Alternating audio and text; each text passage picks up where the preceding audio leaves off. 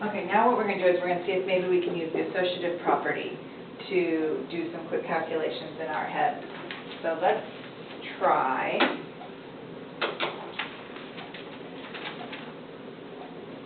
(8 plus 15 plus 85). Okay, so again, what we're looking for is we're looking for quick things to add together. And according to this problem, I'm supposed to add the 8 and the 15 together first, and then when I get that result, put it together with the 85. Now this isn't hard, right? That's 23. 23 and 85 isn't really even that bad. However, what if we look at these two and we say, you know what, those are a nice compatible pair again. I can see that if I put those two together, I've got a real quick grouping of 100, and so what if I rewrote it like this? So I use the associative property to regroup. I look inside the parentheses, notice that's 100, and so I get 8 plus 100, 108. Well, that's really fast. That's a way to increase your calculation. Let's try another one. What if you had 25 plus 75 plus, make it 175 just so it's not quite so obvious, 38, okay? Again, according to our calculations, we're supposed to do these two together first, 175 plus 38. I'm looking at that and I'm thinking, I'm going to get that answer and then have to add 25 to it, and I'm not really feeling it. So when I look at these, if I look at these two again, these are a nice pairing. They're a quick sum up to 200. Why don't I do that first and make my life a whole lot easier? So if I regroup using the associative property,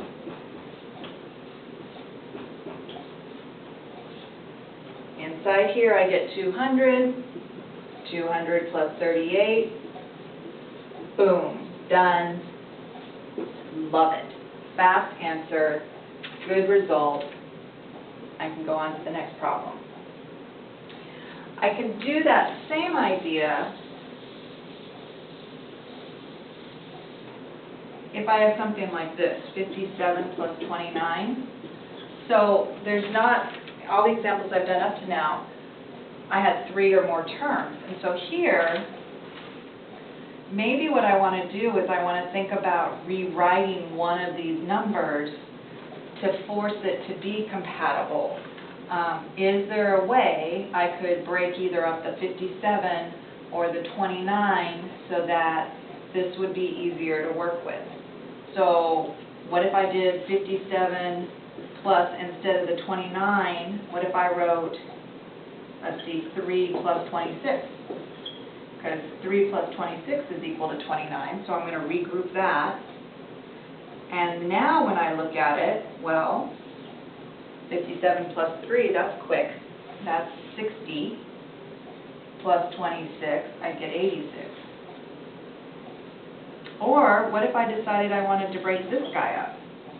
Maybe I go 56 plus 1 plus 29. Because this again is 57, and so then I could use the associative, group those two together first. 1 plus 29 is 30, plus 56 is 86. So what I want to do is I want to be looking for quick ways to add numbers. How can I break down a particular value so that it allows me to do some quick calculation? What if you had 32 plus 86 plus 17. What might you do so that if you had to do that quickly, maybe in your head, what are some ways that you might think about that?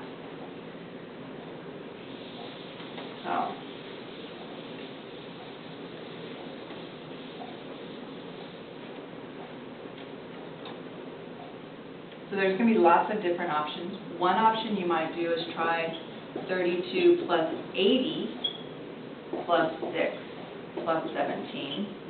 so that we get this answer quickly. So 32 plus 80 would be 112.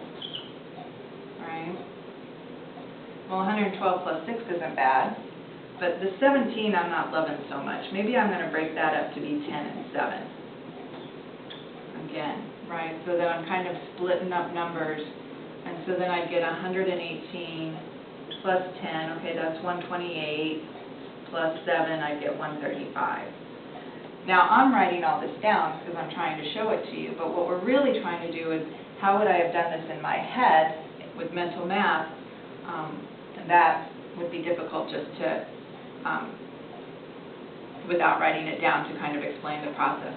So if we had done this in our head, we could have gone 32 plus 80, gotten 112, plus the additional 6, 116, plus the 10, 126, plus 7 would have been 100. Where did I mess up? Sorry. 32 plus 80 is 112, plus the additional 6 was 118, plus 10 would have been 128, plus 7 is 135. So I guess it's good that we wrote it down, because if I had just done it in my head, obviously I made a small mistake there. But you get the idea of, we're trying to look at things and see them differently so that we can get our results faster. Okay.